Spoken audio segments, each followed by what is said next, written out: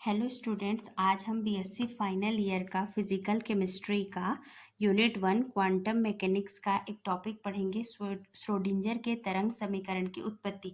ये क्वेश्चन आपके एग्जाम में डायरेक्ट पूछा जाता है। लॉन्ग क्वेश्चन है, 4 नंबर का आता है और इसको आपको केवल इसके समीकरण की उत्पत्ति तक ही सॉल्व करने हैं। बाकी आगे हम स्टेप बाय स्टेप देखते जाते हैं।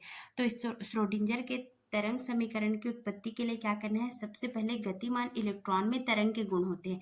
इसे हमने ड्वेल नेचर में पढ़ा है डी ब्रॉगली के कि कोई भी कण तरंग की तरह व्यवहार कर सकता है, तरंग और पदार्थ दोनों की तरह व्यवहार कर सकते हैं। तो इलेक्ट्रॉन से संबंधित तरंग, इलेक्ट्रॉन क्या है? एक कण है और उससे संबंधित तरंग को एक तनी हुई डोरी में कंपन से उत्पन्न होने वाली तरंग जो कि एक्स दिशा में गति कर रही है, इसके द्वारा प्रदर्शित किया जा सकता है। जैसे हमने कोई एक रस्सी देखा होगा जिसमें एक तनी हुई डोरी के समान, तो उसमें एक ऐसे श्रृंग और गर्त ऐसे बनता है। ये बाय मिस्टेक ऐसा हो गया, इसे पूरा आपको इक्वल बनाना है एग्जाम में। और कोई भी एग्जाम में हम डायग्राम बनाते हैं तो उसका डायग्राम का नेम जरूर लिखना है, नाम चित्र तनी डोरी में होने वाला कंपन। तो यहाँ क्या है? ये एक अक्ष है जिसका मूल बिंदु है और यहाँ से ये ऐसे कंपन उत्पन्न हो रहा है। तो यहाँ से ये वाला डिस्टेंस क्या होगा? लैम्डा। ये इसका तरंग दैर्ध्य को दर्शाएगा और ये इसके आयाम को, और ये इसकी दूरी को दर्शाएगा। ठीक है। अब क्या है कि माना कि डोरी के किसी बिंदु t समय में कंपन के विस्थापन का आयाम y है और इसके x अक्ष की दिशा में t टाइम है, समय पर निर्देशांक x हो, तो इसका तरंग समीकरण होगा। इसको आप एग्जाम में इसमें मैथमेटिकल टर्म्स बहुत सारे आएंगे तो आपको यहाँ पे डरना नहीं है। इसको याद करने का एक इजिएस्ट वे है या सरल तरीका है। यहाँ पे क्या लिखा? d2/dx²। ओके। उसके बाद क्या लिखा? d2/dt²। यहाँ पे क्या है? d2 और यहाँ पे भी d2 है। ठीक है। यहाँ dx² और यहाँ पे dt²। अब यहाँ पे क्या हो गया? दोनों जगह y लिखा गया है और यहाँ पे क्या है? 1/v²। ठीक है। तो यहाँ पे दोनों जगह y लिखना है और यहाँ पे x² है, यहाँ t² v।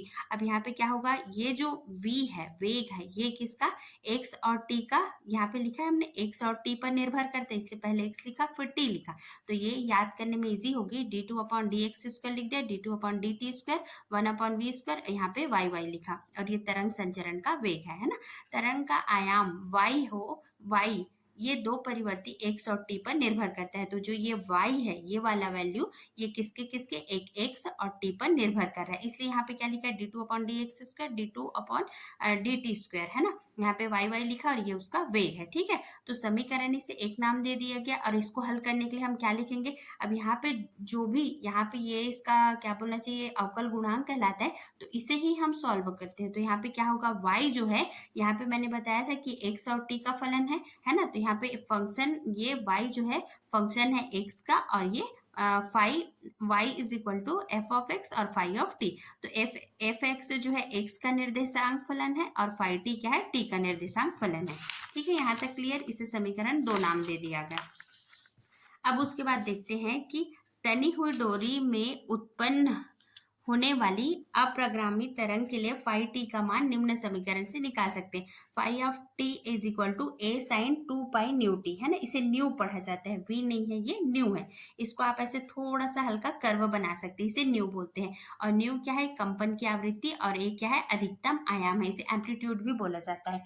तो यहाँ से इसको आपको थोड़ा याद करना है। जो y था f(x) और फाई ऑफ टी था, तो फाई ऑफ टी का मान क्या होगा? a sin 2 nu T. इसे आपको याद करना होगा, इस ये इक्वेशन को। इसे इक्वेशन नंबर 3 नाम दिया गया। हम जानते हैं कि अधिकतम आयाम a को यदि स्थिरांक माने तो हम क्या कर सकते हैं? इसे निम्न प्रकार से लिख सकते हैं। अब देखो हमने क्या लिखा था समीकरण 2 में? क्या था? y is equal to f(x) phi of T. तो यहाँ से y is equal to f(x) लिखे और फाई ऑफ t का मान क्या है? यहाँ से a sin 2 न्यू टी। तो y is equal to f(x), यहाँ पे कोई चेंजेस नहीं है और यहाँ पे a sin 2 न्यू टी लिखा। इसे समीकरण नंबर 4 दिया। अब समीकरण 4 का 2 बार अवकलन करेंगे, तो पहले एक बार अवकलन करेंगे t के सापेक्ष, तो क्या आएगा? d/dt। ओके।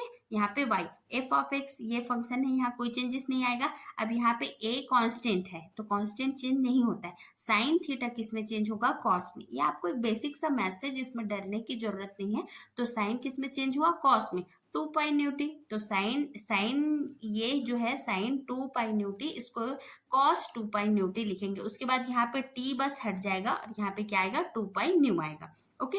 फिर से इसका जब अवकलन करेंगे तो यहाँ से ये एक बार हुआ, जब दूसरे बार करेंगे तो d2y/dt²। साइन का अवकलन होता है माइनस, सॉरी कॉस का अवकलन होता है माइनस साइन। तो यहाँ से एफ ऑफ एक्स ए लिखे है ना, और यहाँ से क्या होगा साइन का माइनस, सॉरी कॉस का होता है माइनस साइन, तो माइनस पहले लगा दिए, साइन 2 पाई न्यू टी, और यहाँ पे 2 पाई न्यू, फिर ये 2 पाई न्यू टी का फिर से क्या होगा टी एक बार और छोड़ेंगे तो 2 पाई न्यू आया। अब यहाँ से इसको हम मल्टीप्लाई कर देंगे तो यहाँ से क्या होगा d2y/dt² is equal to -4 pi square. यहाँ से क्या होगा 2 2 4 और ये पाई पाई पाई स्क्वायर, और ये क्या होगा nu square F of x A sine 2 pi nu t. Okay. अब यहाँ से क्या है ये समीकरण, यहाँ से हम क्या है समीकरण 3 से इसका नाम इसका मान क्या होगा फाई ऑफ टी। तो यहाँ से क्या हुआ d2y/dt² -4 pi square nu square F of x phi of t, इसे समीकरण 5 नाम दिया। फाई ऑफ टी चूंकि यहाँ से समीकरण 3 से इसका value phi of T is equal to A sine 2 pi nu t था।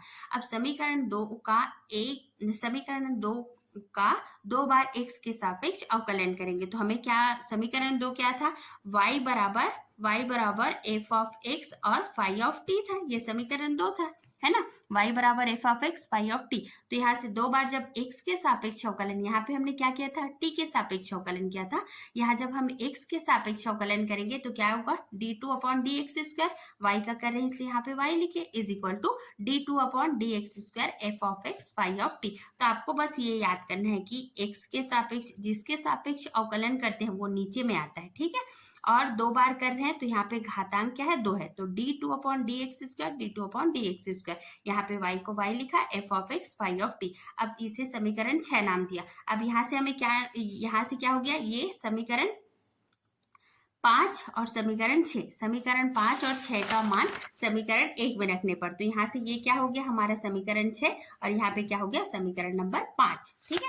अब यहाँ से दोनों का मान जब हम रखेंगे तो क्या है ये d2y/dx² 1/v। अब यहाँ से d2y/dx² का मान क्या है d2f(x)dx² phi of T is equal to minus, यहाँ से 1/v², ये इस वैल्यू, इसका वैल्यू d2y/dt² का वैल्यू है -4 pi nu square F of x phi of T. Okay. अब यहाँ से क्या होगा फाई ऑफ टी कट जाएगा, जब हम इसको इसके हर में लाएंगे तो दोनों अंश और हर में समान पक्ष होने से ये कट जाएगा। फिर क्या होगा d2f(x)dx² is equal to -4 pi nu square और upon v² F of X. अब यहाँ पे क्या है t जो है परिवर्ती नहीं है, मतलब t का मान चेंज नहीं होगा, ठीक है। तो यहाँ से क्या होगा आयाम फलन एफ ऑफ एक्स केवल x का प्रभाव दर्शाएगा। चूंकि तरंग वेग को क्या करते हैं, वेग बराबर ये क्या होता है न्यू लेमडा, है ना, तो यहाँ पे v² के जगह में हम क्या रख देंगे, v बराबर न्यू लेमडा होता है, तो जब इसे यदि v² कर दे तो यहाँ से क्या होगा सबका वर्ग हो जाएगा, v² new square lambda square. तो यहाँ पे v² के जगह में क्या रखे nu square upon lambda square. Okay. तो यहाँ से d2f(x) upon del x² -4 pi nu square, और यहाँ पे क्या हुआ nu square lambda square F of X. अब यहाँ से क्या होगा ये न्यू स्क्वायर कट गया तो -4 pi upon lambda square F of X, जो कि केवल समीकरण 9 जो है जो कि केवल x अक्ष के लिए एफ ऑफ एक्स बस है। इसे तीनों अक्ष के लिए यदि हम लिखेंगे तो क्या होगा, ये जो है साई जो है x y z तीनों अक्षों का ये क्या है आयाम है ना, तरंग तीनों अक्षों के लिए जब इसे लिखेंगे साई को तो यहाँ से क्या होगा del 2 psi upon del x², यहाँ से इसको आप ऐसे इजी याद कर सकते हैं d2/dx², d2/dy, d2/dz, Sai Sai Sai plus का साइन, और यहाँ से क्या होगा -पाई² ये, और यहाँ से ये तरंग का आयाम कहते हैं इसे एक्स वाई जेड तीनों पर निर्भर करेगा, ठीक है। अब इसे हम नॉर्मल संक्षिप्त रूप में लिखे तो एक्स वाई जेड को हटा देंगे तो यहाँ पे नॉर्मल साई लिखेंगे, इसे समीकरण 11 नाम दिए। अब क्या है ये जो है समीकरण 11 है सभी सूक्ष्म कण जैसे इलेक्ट्रॉन प्रोटॉन न्यूट्रॉन सब पर लागू होते हैं। तो डी ब्रॉगली क्या कहलाता है, तरंग दैर्ध्य lambda is equal to h/mv होता है। तो h क्या है प्लांक नियतांक, m कण का द्रव्यमान इलेक्ट्रॉन का द्रव्यमान, v उसका वेग होता है, ठीक है। तो यहाँ से क्या होगा d2 psi upon dx², d2 psi upon dy, और ये z के लिए minus is equal to -4 pi upon lambda square ये। तो अब यहाँ से लैम्डा का मान हम क्या रखेंगे h/mv, तो h यहाँ रहेगा और m और v ऊपर चला जाएगा, है ना। तो यहाँ से क्या होगा, ये प्लांक नियतांक कण का वेग, इसका संबंध तरंग दैर्ध्य। अब जो कण की संपूर्ण ऊर्जा है वो स्थितिज ऊर्जा और गतिज ऊर्जा का वेग होता है। तो गतिज ऊर्जा को हम हाफ एम वी स्क्वायर से, स्थितिज ऊर्जा को v से दर्शाते हैं। यदि मैं हाफ एम वी स्क्वायर का वैल्यू रखूं तो यहाँ से ये ट्रांसफर हो जाएगा, है ना। E minus V is equal to 1/2 mv²। ठीक है, अब यहाँ से बस v स्क्वायर को रखें तो 2 इधर चला जाएगा और m इसके हर में आ जाएगा, v स्क्वायर। अब इस v स्क्वायर के मान को हम यहाँ पे रखेंगे समीकरण नंबर 12 में। ठीक है, तो यहाँ से क्या होगा, समीकरण 13 का मान समीकरण 12 में रखने पर d2 साई अपॉन डी, ये एक्स वाई जेड वाला इक्वल टू, है ना, is equal to -4π² m² h²। अब ये v स्क्वायर का मान क्या होगा, 2e minus V upon M psi. ठीक है, अब यहाँ से क्या हो गया, ये m एक बार इससे कटा तो यहाँ पे एक m बचा और 4 दूनी 8, पाई का स्क्वायर m और यहाँ से h square e minus V और ये साई। ठीक है, अब यहाँ से ये माइनस है, ये पूरा टर्म यदि इधर आएगा तो क्या होगा, plus 8π² m upon h square e minus V of psi is equal to 0। यही श्रोडिंजर का समीकरण है। इसमें थोड़ा सा मैथमेटिकल टर्म है, आपको कोई भी प्रॉब्लम हो या कोई स्टेप समझ नहीं आया है तो आप मुझे कमेंट बॉक्स में बता सकते हैं। वैसे फिजिकल केमिस्ट्री का हम एक पूरा यूनिट का कोर्स स्टार्ट करें और ये एग्जाम में 4 नंबर का क्वेश्चन आता ही है।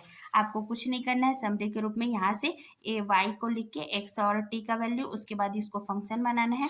उसके बाद पहले हम किसका वैल्यू निकालेंगे, टी के सापेक्ष, उसके बाद एक्स के सापेक्ष, इन दोनों को सम करके यहाँ पे क्या करना है, वैल्यू को पुट अप करना है। उसके बाद क्या करना है, इसका अवकलन करके यहाँ से इसको डी ब्रॉगली समीकरण इत्यादि से रख करके इसको लास्ट में ऐसा सॉल्व करना है। और इस प्रकार के जो डेरिवेशन है उसको सॉल्व करने का सबसे अच्छा तरीका है कि आप इसको एग्जाम के पहले 2-3 बार अपने कॉपी में अच्छे से बना के देखें, फिर मार्क्स नहीं कटते। Thank you.